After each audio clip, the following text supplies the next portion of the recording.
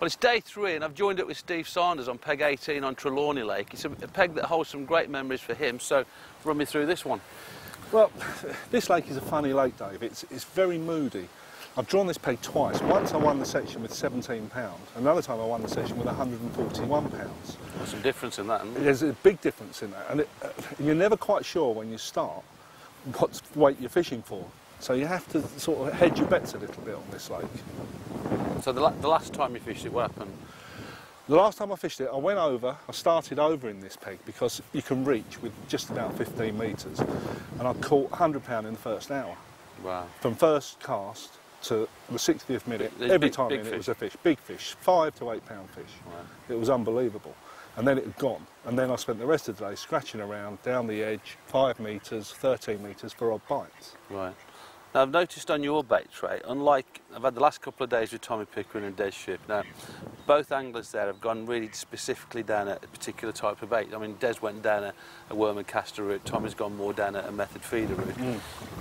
It looks like Fanny Craddock's kitchen here. You've got a bit of all sorts here. Well, this lake, being a bit iffy, you have to hedge your bets a little bit, and so I'm not quite sure what's going to happen. Right. So I've bought some bait to fish for roach down the edge. If I don't use it for roach, I'll dump it long for carp down the edge. I've got some pellets for fishing over with, and some hemp corn to fish 5 metres. Now, I've bought several different sizes of pellets. I've bought 4 mils, 2 mils and 6 mils. Right. 4 mils I don't expect to use. I've only bought them in case I have to fish shallow over my 13-metre line, if I'm desperate. But again, I'm just hedging my bets a little bit. So what will be the opening gambit for you? On this peg, I would start at full length, up the bank, try and catch as much as I can in the first hour. And what happens there tells me what I'm going to have to do for the rest of the match. Right. If it goes under every chuck, it's a simple match. If we're working with bait limits, right? So, yeah. So are you sort of looking at this, that if that's working as well as, you know, when you went in and caught this big weight, did you sort of more or less get rid of the lines here so you could just use all your bait? I disregarded them for a long time. Yeah. I disregarded those lines because I knew after 20 minutes that I was going to have a hell of a weight very quickly. Mm.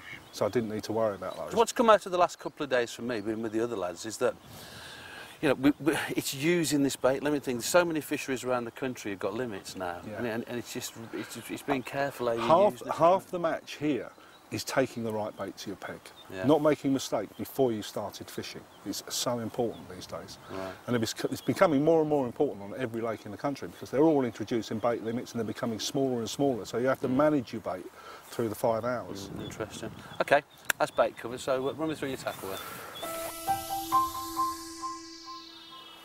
Tell you what, mate, this wind's getting up a bit today. It could be a bit... could be a problem later on. A bit dodgy holding 16 metres over there. Right, basically, it's a very simple rig to fish over. It's 015 power line, main line, a 16 PR28 hook with a band hooked onto it. The float takes very little shot, 2 number 8s. I'm going to look to lift and drop my bait and put it up and down to catch them. I've got a very small kinder pot on. The worst thing you can do in a peg like this is overfeed it at the start. If I put too much bait in, I'll be foul hooking fish one after the other. So I'm going to drop in a very small ball of softened 2 mil pellets, a ball this big, and I expect to catch at least 2 fish off of this first feed. If I don't catch 2 fish off of that first feed, I'll know that I'm probably in for quite a difficult day and I'm going to have to feed a few other places. Right. I'll start there before I feed anywhere else.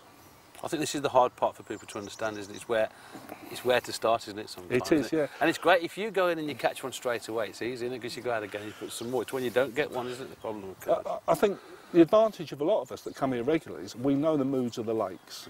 We come at the same time every year, and basically they fish very similar those times of years, and you get a feeling for how much to feed you know, at certain times of year, basically.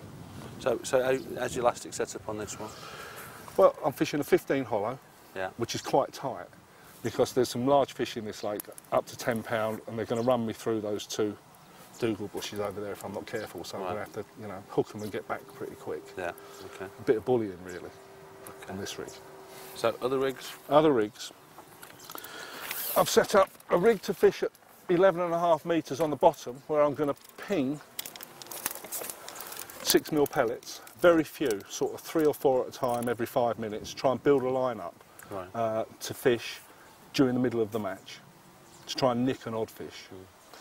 I've also got a, that's on, to be fair, that's on a much lighter elastic. Right. That's on a 13 hollow, and it's 013 mainline with a smaller hook. Right. Okay. On a pull bone, again. Yeah. Standard kit for here, really. For 5 metres, I've set up a Preston Pink float on 015 line, same hook as over, PR28. This line you tend to catch on in the last hour. It's a line you feed all day, Right. and only look on it in the last hour. Okay. And if you catch there, they're usually very, very big fish. Okay. I've set up a float for the edge on 017 main line and a 14 hook. Straight through. Straight through. All the my straight rigs through. are straight through.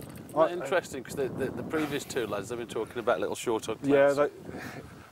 I prefer to take as many knots out of my rig as possible. I like to fish straight through for carp. It's something I've always done. I never have a problem with it.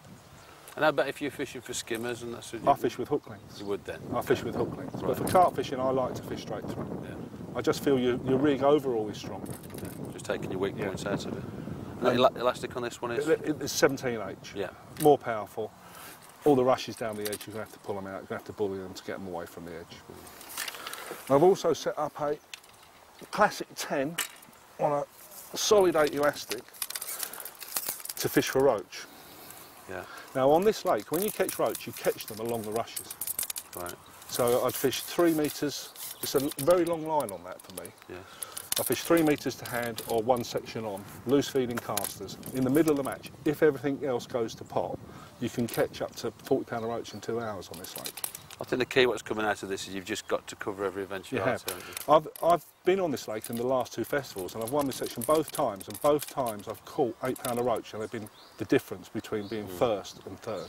And that's it. And, when you, And that's it. You know, again, talking to Des yesterday about this, it's like the way he started yesterday. He's giving himself a chance of just getting that few pound in front. And I said to him yesterday, he said, how many times do you look at the overall results? You know, even if it's £120 and you get like 3 or 4 guys within about £10 of each other. I mean, this is the difference. a lot of people come to carp lakes and disregard the other species. And there are so many roach in these lakes here. It is frightening. And, you know, 40 pound of roach in 2 hours is, how many carp's that? What, yeah. 10 carp. 10 carp, you know, on this lake is 40 pound of roach. Well, the kit looks interesting, I think. Chaffinch is interesting. Let's put it into action then, Okay, mate.